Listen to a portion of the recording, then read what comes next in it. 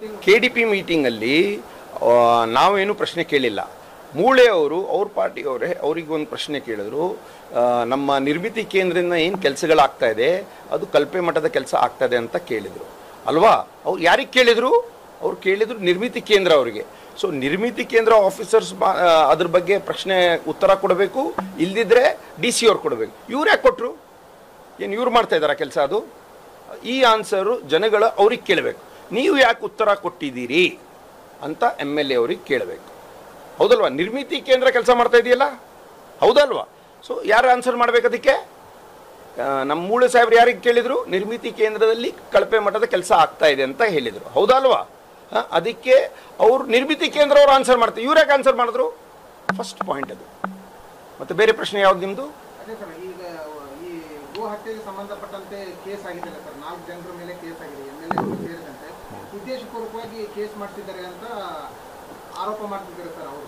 Manthara Hotel, first 3-star facility hotel in Baswa Kalyan and Shastri Bhavan Pure Vegetarian Restaurant. Comfort zone for your family. Above Reliance Smart Bazaar, Baswa Kalyan. Knowledge Park, the Creative School. Admissions are open from LKG to 10th standard. Free uniform for new admission students.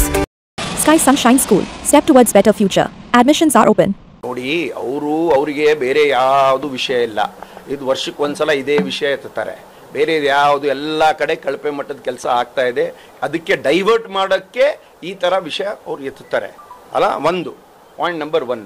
Second, ಏನದು ತಪ್ಪಾಗ್ತಾ ಇದ್ದರೆ ವ್ಯವಸ್ಥೆ ಇದೆ, police ಅವರು ಇದ್ದಾರೆ, district administration ಇದ್ದಾರೆ, taluk administration ಇದ್ದಾರೆ. ಅವ್ರಿಗೆ ಹೇಳಿ, ನೀವು ಹೆಂಗೆ ಹೋಗ್ತೀರಿ ಮನೆಗೆ? ಇವಾಗ ನಾಳೆ ನಾವು ನಿಮ್ಮ ಮನೆಗೆ ಬರ್ಬೋದಾ? ಯಾರಾದರೂ ಬಂದು ದೂರು ಕೊಡ್ತಾರೆ ನಿಮ್ಮ ಮನೆಗೆ ಬರ್ಬೋದಾ?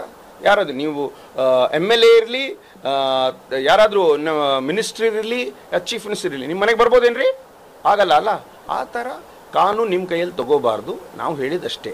ಅದಕ್ಕಾಗಿ ನಾವೇನೂ ದೂರು ಕೊಟ್ಟಿಲ್ಲ ಅವ್ರ ಮೇಲೆ, ನಾನು ಅವ್ರ ಬಗ್ಗೆ ಯಾವತ್ತೂ ಮಾತಾಡಿಲ್ಲ, ಮುಂದೆನೂ ಮಾತಾಡೋದಿಲ್ಲ, ಹೌದಲ್ವ?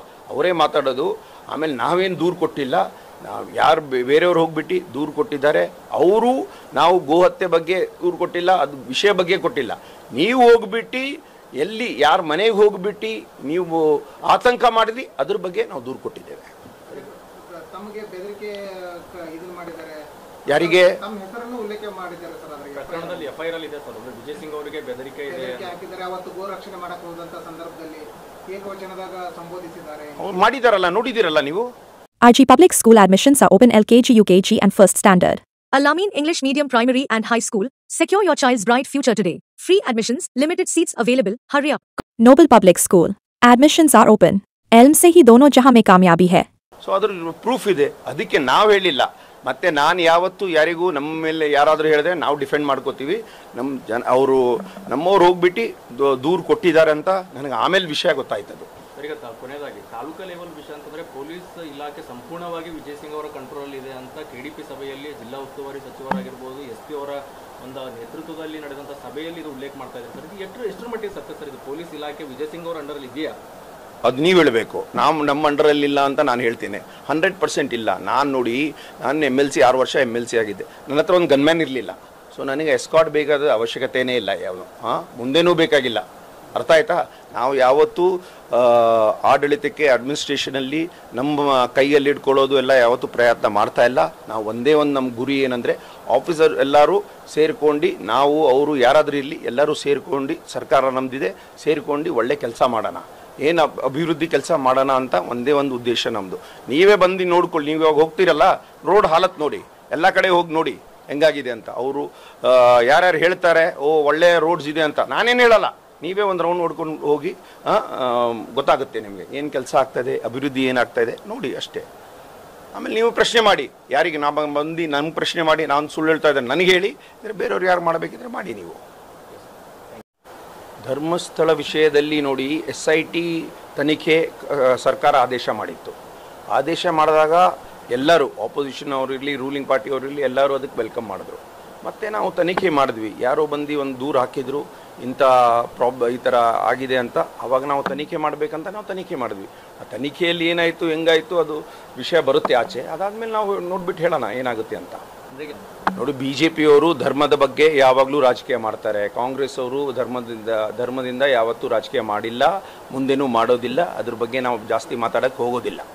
ಸೊ ತನಿಖೆ ಆಗಲಿ, ಮತ್ತು ಎಲ್ಲ ಬರ್ತದಲ್ಲ, ಎಲ್ಲ ರಿಪೋರ್ಟ್ ಎಲ್ಲ ಬರಲಿ, ಆಮೇಲೆ ಗೊತ್ತಾಗುತ್ತೆ ಏನಾಗುತ್ತೆ ಅಂತ. ನೋಡಿ, ಅವರು ಫಸ್ಟ್ ಆಫ್ ಆಲ್ ನಾವು SIT ತನಿಖೆ ಮಾಡುವಾಗ ಆವಾಗಲೇ ಅಪೋಸ್ ಮಾಡಬೇಕಿತ್ತು, ಮಾಡೇಬೇಡಿ ಅಂತ ಹೇಳಬೇಕಿತ್ತು. ಅವ್ರು ಮಾಡಿದ್ರಾ? ಅವರು ವೆಲ್ಕಮ್ ಮಾಡಿದ್ರು, ಹೌದಾ ಅಲ್ವಾ? ವೆಲ್ಕಮ್ ಮಾಡಿದ್ರು. ಸೊ ಮತ್ತೆ ವೆಲ್ಕಮ್ ಮಾಡಾದ್ಮೇಲೆ ನಾವು ನಮ್ಮ ಕೆಲಸ ಏನು? ನೀವು ಹೋಗ್ಬಿಟ್ಟು ದೂರ ಪೊಲೀಸ್ ಸ್ಟೇಷನ್ ಹೋಗ್ಬಿಟ್ಟು ದೂರ ಹಾಕಿದ್ರೆ ದೂರ ಏನು ಮಾಡ್ತಾರೆ?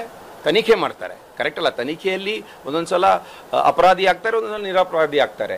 ಸೊ ಹಂಗೆ ತನಿಖೆಯಲ್ಲಿ ಏನಾಗುತ್ತೆ ಬರಲಿ, ಆಮೇಲೆ ನೋಡೋಣ ಏನಾಗುತ್ತೆ ಅಂತ.